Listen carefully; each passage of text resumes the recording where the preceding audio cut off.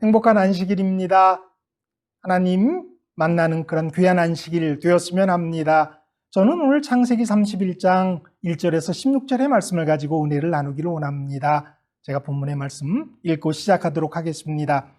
야곱이 라반의 아들들이 하는 말을 들은즉 야곱이 우리 아버지의 소유를 다 빼앗고 우리 아버지의 소유로 말미암아 이 모든 재산을 모았다 하는지라.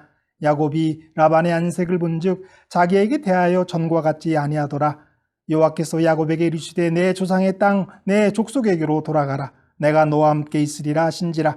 야곱이 사람을 보내어 라헬과 레아를 자기 양떼가 있는 들로 불러다가 그들에게 이르되 내가 그대들의 아버지의 안색을 본즉 내게 대하여 전과 같지 아니하도다. 그러할지라도 내 아버지의 하나님은 나와 함께 계셨느니라. 그대들도 알거니와 내가 힘을 다하여 그대들의 아버지를 섬겼거늘 그대들의 아버지가 나를 속여 품삯을 10번이나 변경하였느니라. 그러나 하나님이 그를 막으사 나를 해치지 못하게 하셨으며 그가 이르기를 점 있는 것이 내 싹이 되리라 하면 온 양떼가 낳은 것이 점 있는 것이요 또 얼룩무늬 있는 것이 내 싹이 되리라 하면 온 양떼가 낳은 것이 얼룩무늬 있는 것이니 하나님이 이같이 그대들의 아버지의 가축을 빼앗아 내게 주셨느니라. 그 양떼가 새끼를 뵐 때에 내가 꿈에 눈을 들어보니 양떼를 단 숫양들은 다 얼룩무늬 있는 것과 점 있는 것과 아롱진 것이었더라. 꿈에 하나님의 사자가 내게 말씀하시기를 야곱아 하기로 내가 대답하기를 여기 있나이다 하매 이르시되 내 눈을 들어보라. 양떼를 탄 수장은 다 얼룩무늬 있는 것, 점 있는 것과 아롱진 것이니라. 라반이 내게 행한 모든 것을 내가 보았노라. 나는 베델의 하나님이라. 내가 거기서 기둥에 기름을 붓고 거기서 내게 서원하였으니 지금 일어나 이곳을 떠나서 내 출생지로 돌아가라 하셨느니라. 라헬과 레아가 그에게 대답하여 이르되 우리가 우리 아버지의 집에서 무슨 분깃이나 유산이 있으리요. 아버지가 우리를 팔고 우리의 돈을 다 먹어버렸으니 아버지가 우리를 외국인처럼 여기는 것이 아닌가. 하나님이 우리 아버지에게서 취하여 가신 재물은 우리와 우리 자식 것이니 이제 하나님이 당신에게 이르신 일을 다 준행하라. 아멘. 하나님께서 야곱이 아내를 얻기 위해 일한 14년 동안 큰 축복을 라반의 집에 내리셨습니다. 그 사실은 라반도 알았음을 우린 지난 시간에 보았습니다. 야곱은 이렇게 말했습니다. 내 발이 이르는 곳마다 여호와께서 외삼촌에게 복을 주셨나이다. 그러니까 라반이 잘된 것은 하나님이 야곱을 보시고 축복하신 것입니다. 더 나아가 야곱에게 큰 재산을 얻도록 하기 위해서 라반에게 복을 주신 것입니다. 그러나 이러한 사실들을 라반이나 라반의 아들들은 알지 못했습니다. 왜 그들이 복을 받아 부자가 되었는지 알지 못했던 것입니다. 6년 만에 야곱이 부자가 될 수 있었던 이유 가운데 분명한 한 가지는 라반이 야곱이 원했던 점있고 얼룩진 모든 가축을 떼어 그의 아들들에게 치게 했음에도 불구하고 정상적인 양들이 라반에게 많이 있었다는 것입니다. 새끼 가운데 강한 것, 그러니까 번식력도 뛰어나고 건강한 것들이 야곱의 몫으로 주어지기 시작했습니다. 그것들의 새끼들이 또한 계속해서 많이 태어나고 건강하게 태어난 것입니다. 처음에는 아마 야곱의 어린 아들들이 한 7살부터 그보다 어린 아이들이었겠죠. 아버지를 쫓아다니면서 곁에서 그들의 가축을 키웠을 것입니다. 그러나 워낙 하나님이 간섭하시고 축복하시니까 목자들을 고용하기 시작했을 것이고 더 불어나면서 종들도 사들였을 것입니다. 그러면서도 계속해서 야곱은 라반의 가축들의 많은 부분들을 돌보았습니다. 그러면서 나름대로 품삯을 받았던 것입니다. 야곱의 소유물인 가축들이 불어나고 야곱의 품삯도 어떻게 정하든지 불어나니 라반의 아들들이 시기했을 만도 합니다. 1절 말씀이에요. 야곱이 라반의 아들들이 하는 말을 들은즉 야곱이 우리 아버지의 소유를 다 빼앗고 우리 아버지의 소유로 말미암아 이 모든 재물을 모았다 하는지라. 그러니까 라반의 아들들이 한 말 중에 반은 맞고 반은 틀린 것입니다. 아버지의 소유로 말미암아 야곱이 이 모든 재산을 모은 것은 사실입니다. 그러나 아버지의 소유를 다 빼앗은 것은 거짓입니다. 라반의 아들들만 야곱의 번창에 대해서 불평하고 불만이 있었던 것이 아니었습니다. 라반 자신도 같은 마음을 품고 있었습니다. 그래서 2절에 보면 야곱이 라반의 안색을 본즉 자기에게 대하여 전과 같지 아니하더라라고 하는 말씀을 보게 됩니다. 이제 헤어져야 더 모두 행복할 시점이 된 것입니다. 야곱은 이미 6년 전부터 떠날 마음이 있었습니다. 그러나 그때에는 가진 것이 없었기 때문에 사실 떠날 수 없었습니다. 부조와 선지자 193페이지에 이런 말씀이 있어요. 야곱이 에서 만나기를 두려워하지 않았더라면 오래전에 그의 교활한 친척을 떠났을 것이었다. 이제 그는 라반의 아들들이 자신의 재산을 그들의 소유인 것처럼 넘겨다보고 폭력으로라도 그것을 빼앗을지도 모르는 위험을 느꼈다. 야곱은 큰 당혹함과 난국에 처하여 어느 길로 가야 할지 알지 못하였다. 그러나 은혜스러운 베델의 약속을 생각하고 그는 자신의 사정을 하나님께 아뢰며 그분의 지시를 구하였다. 꿈에 그의 기도는 응답되었다. 내 조상의 땅, 내 족속에게로 돌아가라. 내가 너와 함께 있으리라. 베델의 약속을 생각하고 자신의 사정을 하나님께 아뢰며 하나님의 지시를 구하였을 때 하나님께서 그에게 응답하셨습니다. 내 조상의 땅, 내 족속의 땅으로 돌아가라. 내가 너와 함께 있으리라. 누구에게나 고향으로 돌아가고픈 마음이 있습니다. 사실 모든 것이 풍요롭고 여건이 좋다면 왜 타향살이를 하겠습니까? 현실의 여건이 더 좋으면 돌아가고픈 마음이 들지 않을 수는 있습니다. 그러나 야곱의 상황은 녹록지 못했습니다. 태풍 전야 같은 고요한 상태였습니다.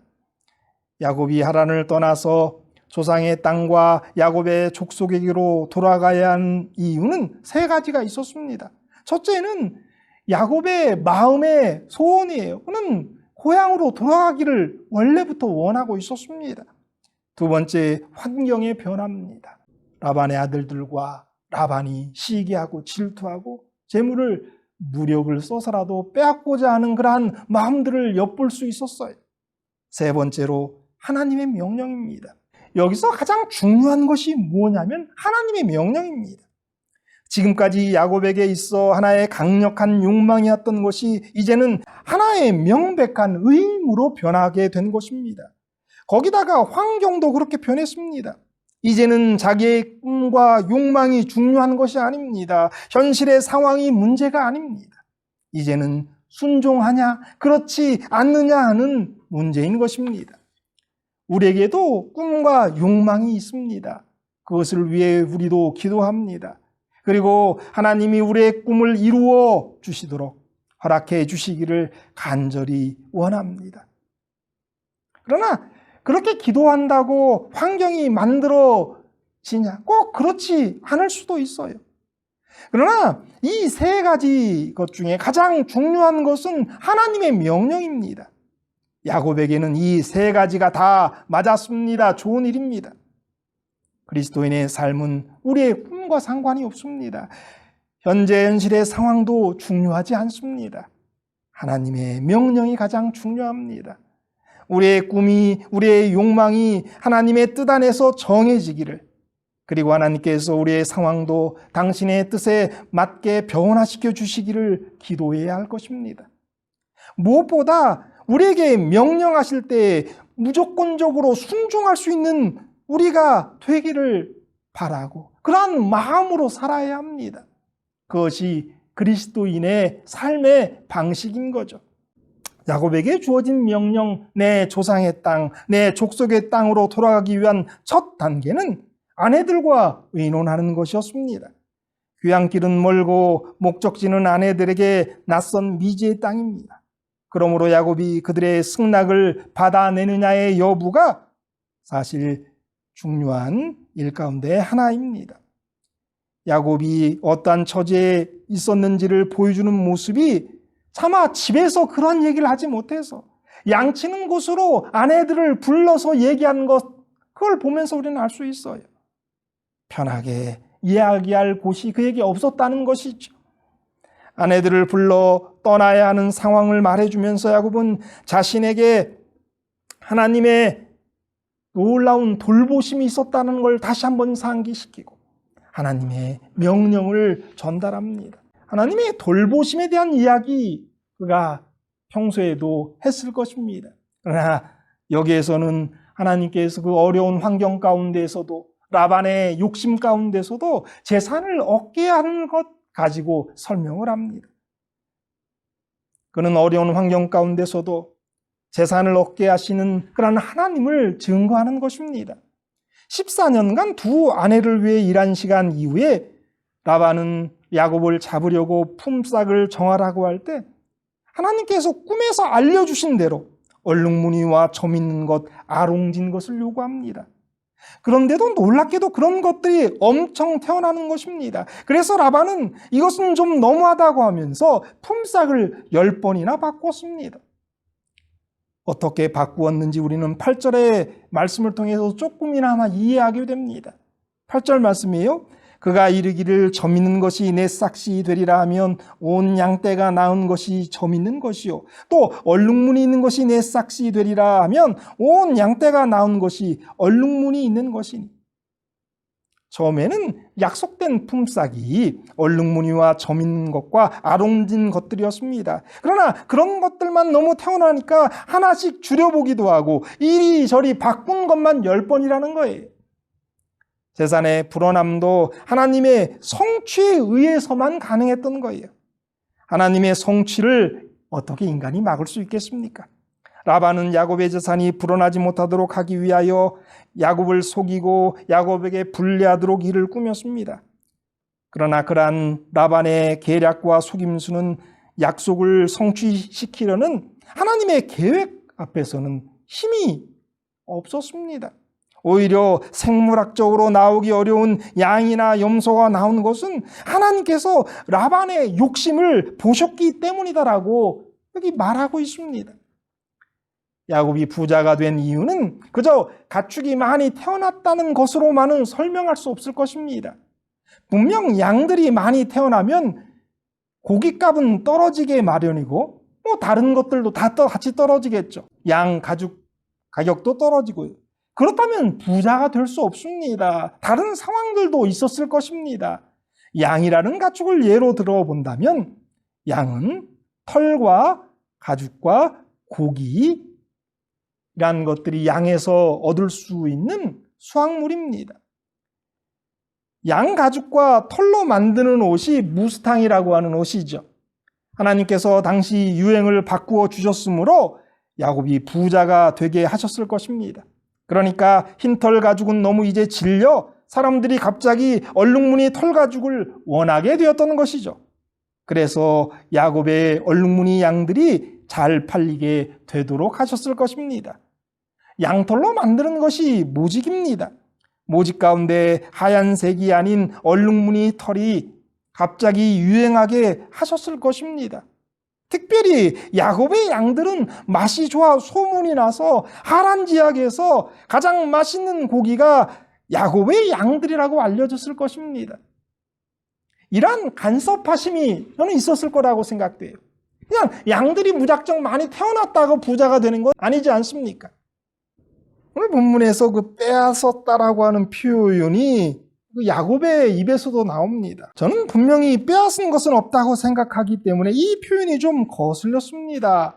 그래서 왜 빼앗았다라고 하는 표현을 야곱이 썼는가라고 한번 생각해 봤어요. 첫 번째 이유는 라반의 아들들이 그런 표현을 먼저 썼습니다. 야곱이 우리 아버지의 소유를 다 빼앗고, 이 표현 그대로 야곱이 이야기했다고 할 수 있습니다. 두 번째 이유는 라반은 안 주려고 하고 조금만 주려 했기에 하나님께서 강제로 주셨다는 것을 강조하기 위해서 빼앗았다라고 하는 표현을 사용하고 있다라고 볼 수 있습니다. 사실 빼앗으신 분은 하나님이십니다. 라반의 그 욕심, 이것을 우리 하나님께서 심판을 통해서 라반의 재물들을 야곱의 것으로 만드신 것입니다. 야곱은 계속해서 떠나라는 하나님의 명령을 아내들에게 전달합니다. 아무리 야곱이 하나님의 명령이라고 해도 라헬과 레아가 그것을 하나님의 뜻으로 받아들이지 않으면 아무 소용이 없습니다. 사실 야곱은 속아 넘어가고 심지어 합한 채에 팔려 넘어갔던 야곱이었습니다. 자기 주권이 없고 영향력도 없었던 사람이었습니다. 사랑 때문에 참았고 자식들 때문에 참았던 14년이었습니다. 6년은 재산을 확보하기 위해서 참아야만 했습니다. 그러나 이제는 떠나야 합니다. 상황이 그렇게 변했고 하나님께서 떠나라 명령하신 것입니다. 그 20년의 시간 동안 서서히 야곱은 가장으로서 지도권을 확립해 나갔습니다. 하나님을 체험함으로 그는 영향력 있는 아버지가, 영향력 있는 남편이 되어간 거예요. 영적 지도자가 되어간 거예요. 실제적인 축복을 경험하면서 그는 하나님을 더욱 확신하게 되었고, 그러한 모든 것들이 그의 지도력에 영향력을 미쳤던 것입니다. 자식들과 재산이 크게 번성하는 거예요. 정말 내가 번성할 것이다라고 한 그 약속 그대로 그에게 12자녀가 생긴 거예요. 놀라운 방법으로 하나님께서 그 일을 이루어 가신 거예요. 재산에 불어나는 것, 이거는 더 우리 하나님의 놀라운 간섭하심이 있었습니다. 이런 것들을 경험하면서 체험하면서 그는 하나님을 믿는 사람이 되었고, 그것이 이제 영향력 있는 영적 지도자가 된 거예요. 그래서 그는 더 많은 응답을 위해서 더 많이 기도했을 것이고, 그리고 더 영향력 있는 사람이 되어간 것입니다. 그렇게 그는 자신의 삶을 통해서 어떻게 재산이 증식되었는지, 거기에 하나님께서 어떻게 간섭하셨는지를 간증할 수가 있었던 거예요. 간증이라는 것은 어쩌면 이렇게 지도력을 확립했을 때의 영향력이 있음을 여기 보여줍니다. 그런 지도력이 없을 때에는 영향력 또한 약할 수밖에 없습니다. 가정에서의 그 영적 지도자들이 분명 우리 하나님께서 정하신 분들이 있습니다. 그것이 남편이 될 수도 있고 아내가 될 수도 있어요. 그런데 분명히 하나님이 원하시는 것은 그런 영적 지도자로 세운 그 사람이 그 가정에서 영적 지도력을 보여주어야 하고 이끌어 가야 한다는 거예요. 근데 자기가 경험하지 못하고, 자기가 기도의 응답을 받지 못하고 하나님을 확신하지 못할 때에는 이끌지 못해요. 그러나 하나님의 인도하심과 기도의 응답하심을 체험하면 자연스럽게 그런 영향력 있는 그런 영적 지도자가 되는 것이죠. 그래서 가정을 교회로, 진리로 인도할 수 있는 거예요. 우리 모든 우리 하나님께서 세우신 가정의 지도자들, 영적 지도자들이 이런 영향력 있는 사람들이 되었으면 좋겠습니다. 야곱은 자기 아내들에게도 왜 아롱진 것, 점 있는 것 이런 것들을 품삯으로 원했는지를 이전에는 얘기하지 않았던 것 같아요. 이때 이야기할 때 그들 모두가 다 수긍할 수밖에 없었던, 하나님의 간섭하심을 인정할 수밖에 없었던 그러한 순간이었다라고 저는 생각을 합니다. 하나님이 명령하셨다라고 하는 그러한 야곱의 설명을 들은 라헬과 레아는 같이 떠나야 한다는 걸 인정할 수밖에 없었습니다. 거기다가 그들도 아버지 라반의 욕심에 지쳐가고 있었던 상황입니다. 상황이 남편 대 아버지의 대결이었지만 그들은 매우 단호하게 진정한 마음으로 야곱의 편을 듭니다. 라반의 딸들이 아버지를 거슬려 전적으로 야곱을 지지하였다는 사실에서 라반의 진정한 성품이 뚜렷이 드러납니다.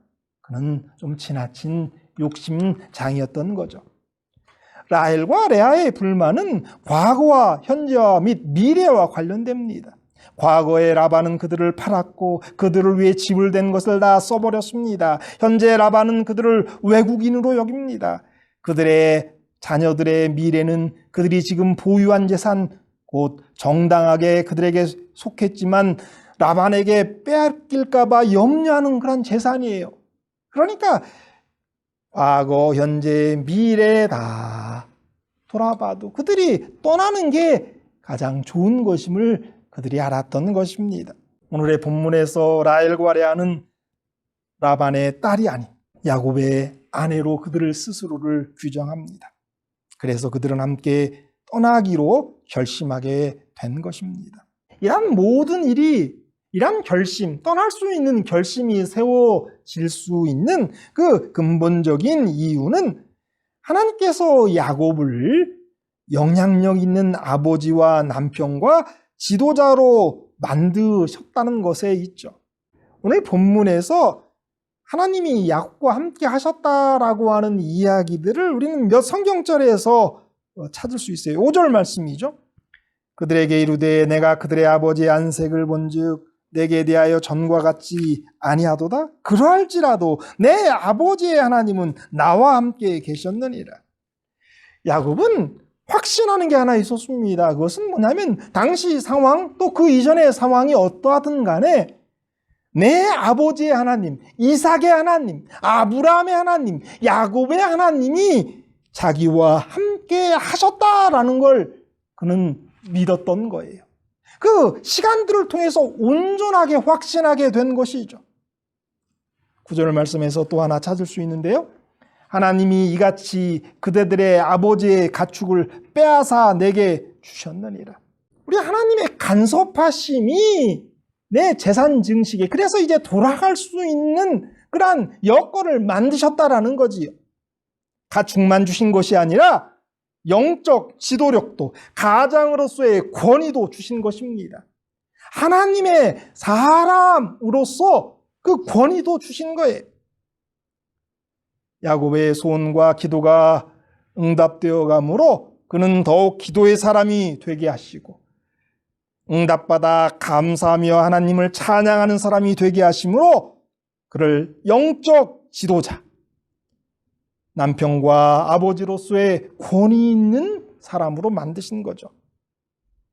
하나님이 야곱에게 뭐라고 말씀하셨습니까? 내 조상의 땅, 내 족속에로 돌아가라. 내가 너와 함께 있으리라. 그런데 우리는 다시 한번 왜 야곱이 돌아가지 못하고 머뭇거렸는지에 대한 이야기를 생각해 볼 필요가 있어요. 왜 머뭇거렸습니까? 첫째, 에서의 복수가 두려워서입니다. 둘째는 라반이 야곱을 쉽게 보내줄까라고 하는 그런 두려움, 부담이 야곱에게 있었어요. 그런데 이 두 가지 조건에 대해서 하나님은 아무 말씀도 하시지 않았습니다. 그런 얘기하지 않으셨어요. 다만 내가 너와 함께 있겠다라고만 하십니다. 여기서 알게 되는 가장 놀라운 교훈은 하나님이 함께 하시겠다라고 하는 약속이면 다른 것은 아무것도 문제가 되지 않는다는 거예요. 하나님이 함께 하시겠다는 것만으로 충분하다는 거예요. 그리고 하나님의 뜻과 명령이라면 조건과 상관없이 순종해야 함을 우리로 배우게 하시는 것입니다. 상황은, 문제는 우리 하나님이 다 해결하실 거예요.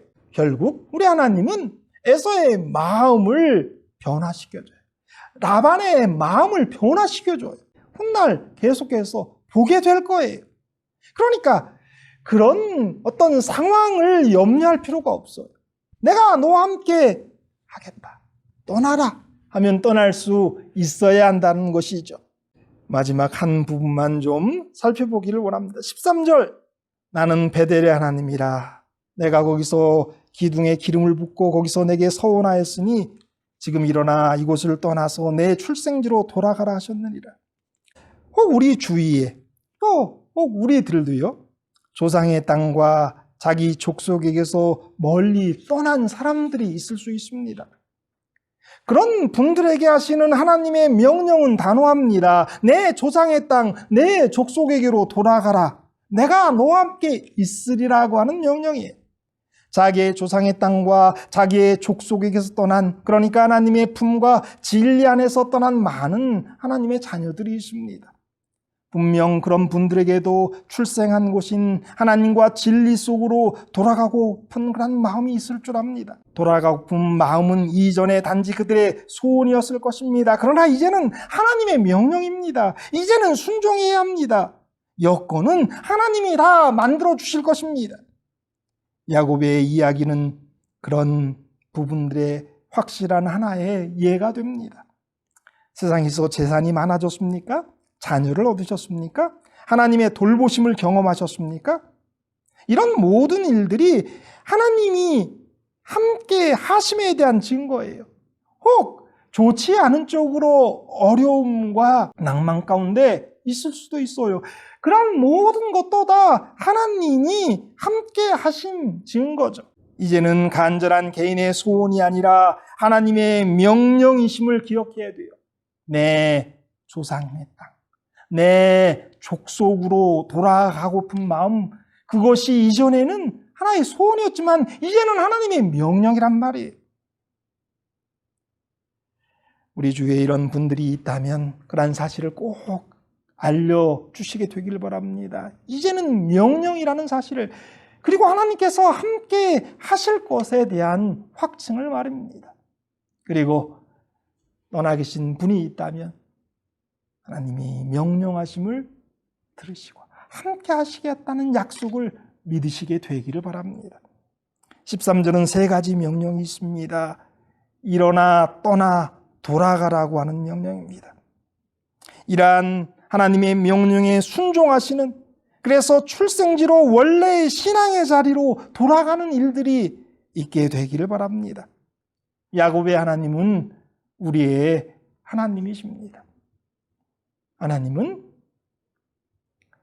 야곱에게 영적 지도력을 주시고 가장의 권위를 허락하심으로 그로 고향의 땅으로 돌아갈 수 있게 하셨습니다. 우리 하나님께서 우리 모든 가정의 영적 지도자들에게 그러한 권위, 영적 지도력을 꼭 허락하시게 되기를 바랍니다.